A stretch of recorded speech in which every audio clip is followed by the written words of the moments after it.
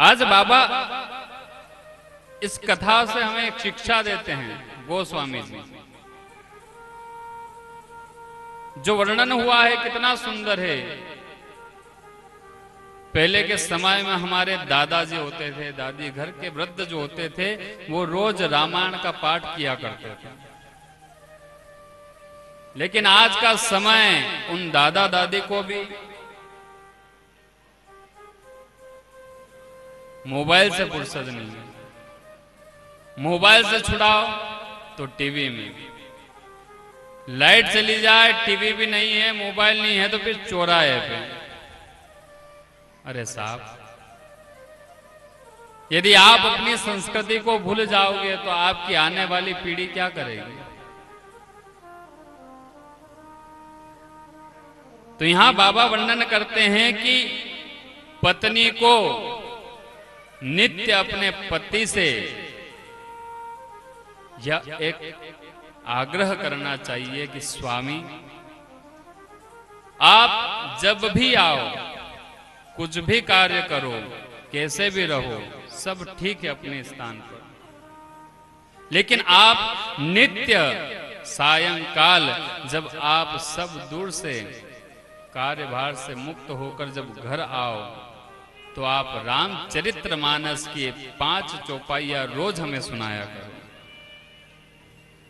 और जब पत्नी पति के मुख से रामचरितमानस की 5 चौपाइयों को रोज श्रवण करेगी तो घर के बच्चे क्या देखेंगे कि ये रोज क्या होता है। फिर वो पूछेंगे, वो जानना चाहेंगे कि ये रामचरितमानस क्या है, ये किसकी कथा है, ये किसने लिखी है, ये क्यों लिखी है, ये राम कौन है। और जब इतना भाव उनके अंदर प्रकट हो जाए फिर क्या चाहिए साहब। फिर तो आप कथा सुनाने की इच्छा यदि आपके मन में ना भी हो तो बच्चे रोज पकड़ कर लाएंगे, नहीं साहब पिताजी आप हमें 5 चौपाई अवश्य सुनाइए।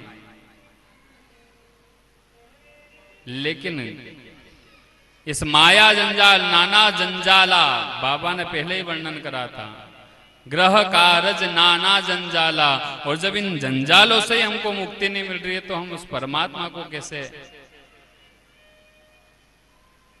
उस परमात्मा को पाना है तो इन नाना जंजालों से मुक्त होना पड़ेगा। अब ऐसा भी नहीं है कि दिन रात के लिए मुक्त हो जाओ।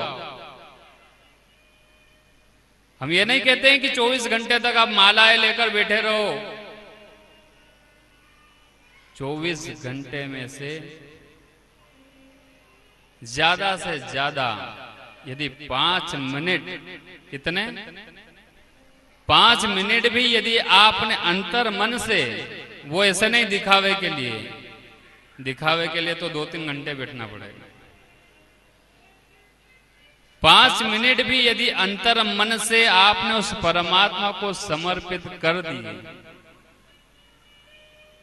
ये व्यासपीठ से हम कहते हैं कि आपके जितने भी कार्य हैं वो सारे, वो परमात्मा कब कैसे बना देता है वो आपको कभी जीवन में पता ही नहीं चलेगा।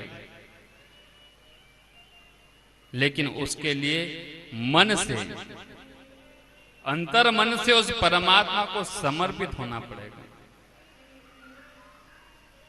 आज के समय में किसी से कह दो कि साहब भगवान का भजन कर लो, पूजन कर लो, अरे क्या रखा है इस पूजन में, क्या रखा है इस भजन में, बुढ़ापे में करेंगे। कब करेंगे साहब? बुढ़ापे में। क्यों? अभी मुंह नहीं है भजन करने के लिए, अभी हाथ नहीं है ताली बजाने के लिए, अभी हाथ नहीं है दान करने के लिए। अरे गुरुजी कैसी बात करते हो साहब, भजन तो बुढ़ापे में किया जाता है। और जब बुढ़ापा करते रहते हैं और बुढ़ापा आ जाता है तो वो बुढ़ापे में डोकरी माँ पलंग पे भार, और जब ऐसे पड़े हैं और वो उस राम से विनती करते हैं, और डोकरी माँ बार बार कहती है, जो डोकरी माँ पहले जवान थी उनसे कहा कि भगवान का भजन करो, उस परमात्मा को मना लो, तो कहती अभी नहीं, बुढ़ापे में, अभी नहीं, बुढ़ापे में। और जब बुढ़ापा आया, शरीर ने काम करना बंद कर दिया, मुंह में दांत नहीं, पेट में आंत नहीं, घर के बच्चों ने उठा करके एक पलंग लगाया, उसके ऊपर सुला दिया। डोकरी माँ सोते सोते बस एक ही भजन करते हैं, ओ माने अब तो उठा लो नियो राम, बुलावो आयो राम को। और बुलावा कब आया?